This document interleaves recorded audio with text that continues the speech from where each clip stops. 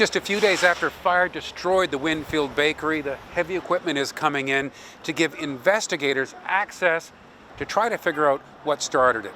But however it came to burn down, people here in Lake Country are going to miss this bakery. This is a very sad thing. I just heard about this. It's very, very sad. A real loss for the community. It is. Very, very much so. Yeah, it's a popular spot. I was quite shocked when I heard about it on Friday morning.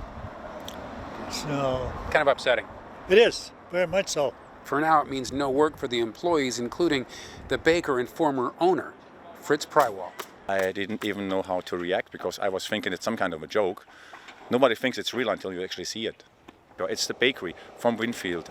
The bakery would nothing be without these people. So I always say thank you to every single person who supported me over the years.